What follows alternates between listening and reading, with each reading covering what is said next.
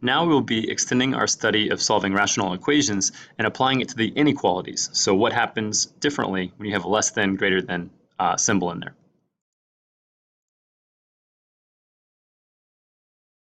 Well, your first step is going to be to find the real zeros of the polynomial, or where the graph is crossing the x-axis, those intercepts. Then you're going to use a sign chart, which we've touched on before, so you're going to be plugging in numbers around each of those intercepts to determine where the graph is positive, or above the x-axis, and where the graph is negative, so below the x-axis.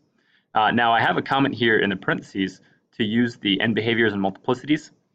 I'm not going to go over that in detail, but it's something that you may recall from an earlier class. This is a way that you can figure out where the graph is positive or negative without having to plug in numbers and compute the answers. So if you'd like to find a method so that you don't have to plug in x equals 3, x equals 0, x equals negative 5, if you don't want to have to plug in those numbers and compute the answers, then you may want to look up end behaviors or multiplicities, or ask me about it sometime in class and I can show you the alternative method. So basically you're looking for where are the f of x values greater than 0, that'll be where's the graph positive, and whenever you find an f of x value less than 0, that will be where's the graph negative. So this was just the concept of us drawing the number line, and then let's say we get zeros at -2 and 5, for example. Then we would plug in a number like -3, figure out if the graph is positive or negative there. Then we'd plug in a number in between -2 and 5, like 0, see if the graph is positive or negative there, and then plug in a number bigger than 5, like 6, and figure out if the graph is positive or negative there. So where's the graph greater than 0? That would be -infinity to -2 and 5 to infinity. Where would this graph be less than 0? That would be between -2 and 5.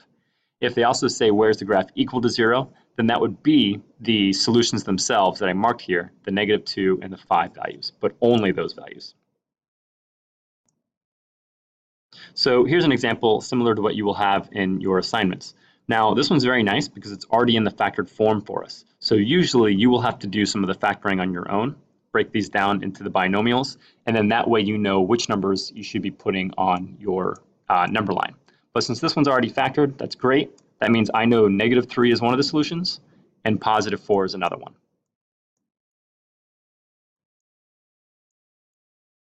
So use the factored form to figure out which numbers go in your number line. Then, when we need to figure out where's the graph positive or negative, we start plugging in numbers from each of these sections. For example, I need a number less than -3. Now I could plug in something crazy like -1,000 or -1,000,000,000, but I usually try to stay close to the x-axis tick marks. So the easiest number to plug in, I think, would be -4.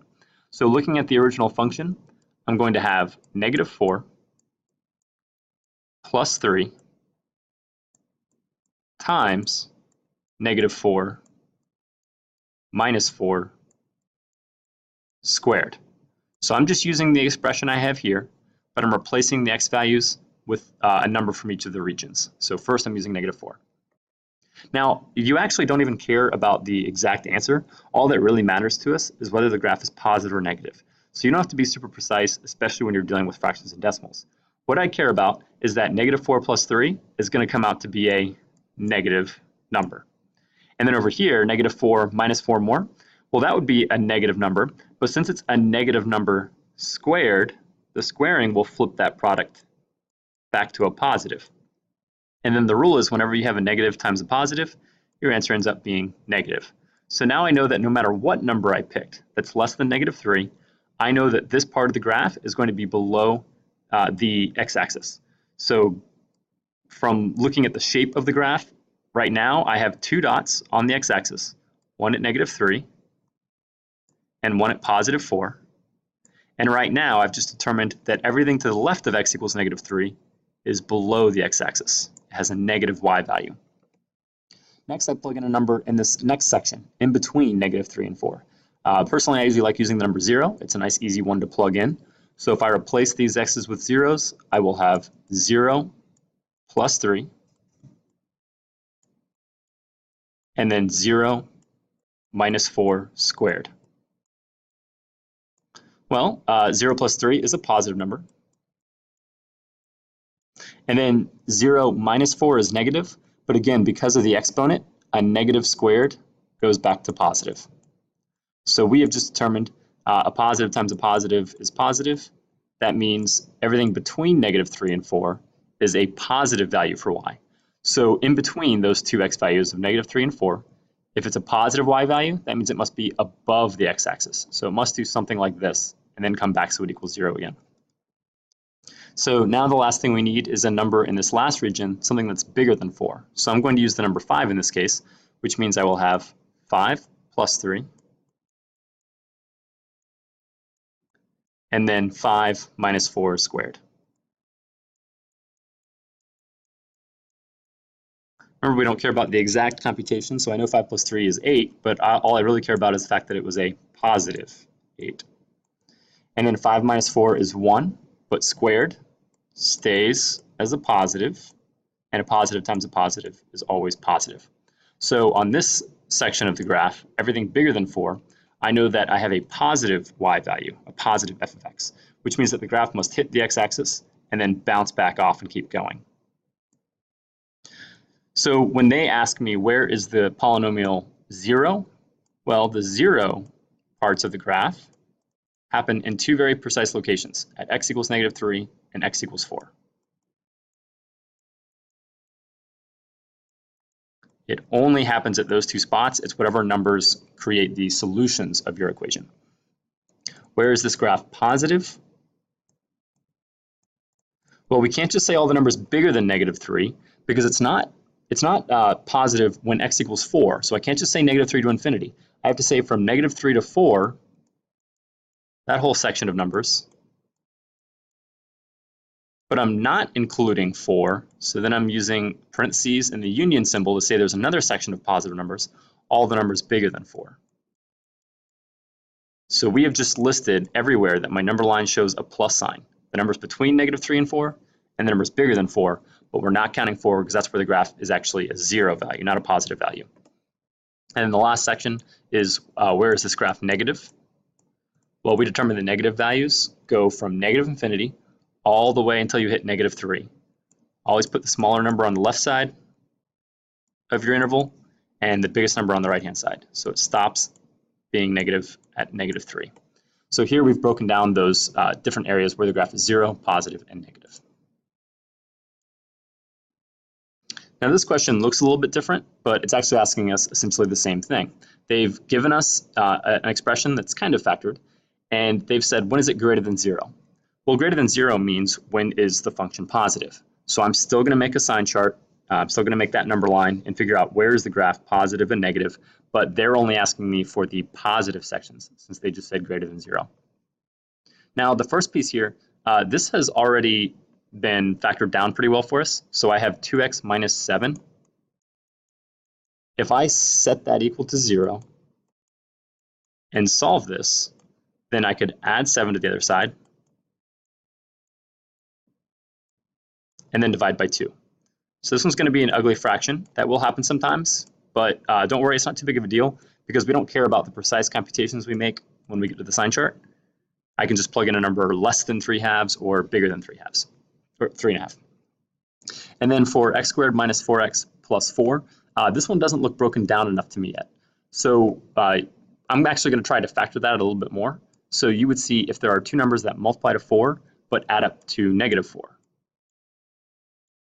And that's what we'll set equal to 0 for this part. Well, x times x would equal x squared. And then two numbers that multiply to 4 but add up to -4, that would be -2 times -2. Now, since I'm getting the same number twice, you can think of that as x minus 2 squared instead. Now, if I solve this part of the equation, the opposite of squaring is square rooting both sides. Don't forget, when you take the square root of both sides of an equation, usually you get a positive and negative answer on the other side, but that doesn't apply to 0 because there's no such thing as a positive 0 and a negative 0 separately. And then my last step would be to add 2 to the other side. So in this case, I have a couple numbers to mark on my number line here. I have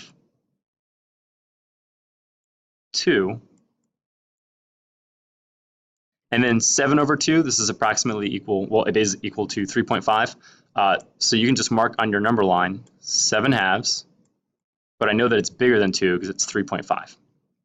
So here are my three sections. So first I'm going to plug in a number less than 2. So you could plug in 0, for example. And if you're computing this first part, this would be the 2x minus 7. So 2 times 0 minus 7.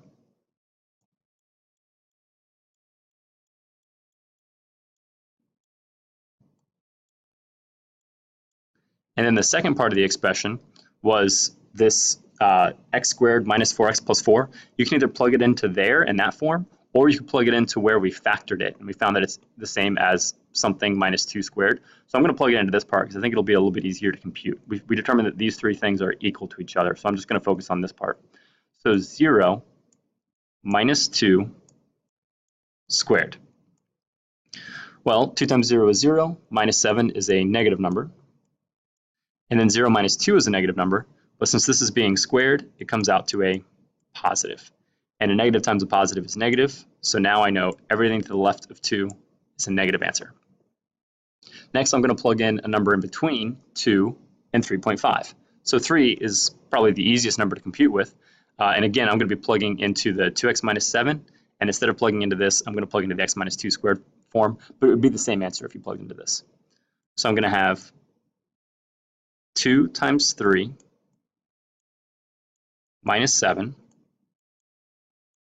times 3 minus 2 squared. Well, 2 times 3 is 6, minus 7 is a negative, and then 3 minus 2 is 1, squared is a positive, and a negative times a positive is still negative. Now I need to pick a number bigger than 3.5, which would be something like 4. So I'll have 2 times 4 minus 7, and then 4 minus 2 squared. 2 times 4 is 8, minus 7 is a positive, 4 minus 2 is 2, squared is still positive, positive 2 squared. So this time a positive times a positive is positive. Now I know that my graph is greater than 0 for any number bigger than 7/2.